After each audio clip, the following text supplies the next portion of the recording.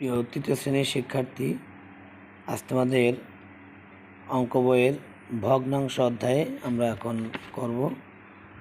ভগ্নাংশের যোগ কীভাবে করতে হয় সেটা আমরা এখন তোমাদের শেখাবো। আমার সামনে এক স্টুডেন্ট আছে, এখন সে তোমাদের সামনে অঙ্ক করে দেখাবে। আমি প্রথমে তাকে একটা করে দেখাচ্ছি, একটা করে তাকে দেখা দিচ্ছি। যেমন এই প্রথম অঙ্কটা যদি নেই, এখানে দেওয়া আছে যে 1/3 যোগ 2/3 যোগ করতে হবে। তাহলে আমরা প্রথমে কী করব, 1 নম্বর দেব। 1 নম্বর দিলে আমরা অঙ্কটা আগে তুলি। 1/3 যোগ 2/3 অঙ্কটা তুললাম। এখন আমরা যেটা কাজটা করব সেটা হচ্ছে, প্রথমত এই নিচে এটা হর, নিচেটা হলো হর আর উপরটা হলো লব আর হর। তাহলে এই লব আর হর, প্রথমত আমরা এই হরগুলো লসাগু করব। তাহলে হরগুলো লসাগু করলে দেখো, এদিক তাকাও, 3 3 এটা লসাগু কি, এদিক তাকাও তো। প্রথমত দেখব যে এই 2 3-এর মধ্যে কোন সংখ্যা যায়। তো 3 ছাড়া 1 যায় আর 3 যায়, তাহলে আমরা প্রথমে একবারে 3 দিয়ে দিই। 3 3 3-এর ভিতর একবার, 3 3-এর ভিতর একবার।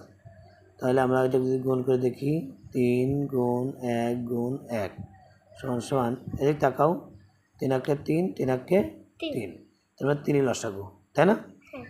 তাহলে 3 লসাগু।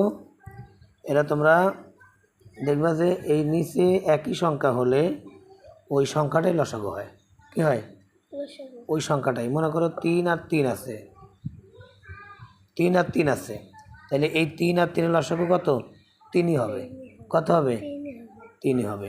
আবার যদি এখানে 4 আর 4 থাকে, 4ই হবে। এদিক তাকাও, এদিক তাকাও, এদিকে তাকাও, দেখো 3 আর 3-এর লসাগু 3ই হয়, 4 আর 4-এর লসাগু 4ই হবে, 5 আর 5-এর লসাগু 5ই হবে। একই সংখ্যা যতগুলোই থাক না কেন সবই ওই সংখ্যার ওই সংখ্যাটাই হবে যে সংখ্যা থাকে। 4 থাকলে 4, 5 থাকলে 5, 6 থাকলে 6, 4 থাকলে 4। এখানে দেখো, এদিকে দেখো, এই যে 7 7, এখানে 7 লসাগু।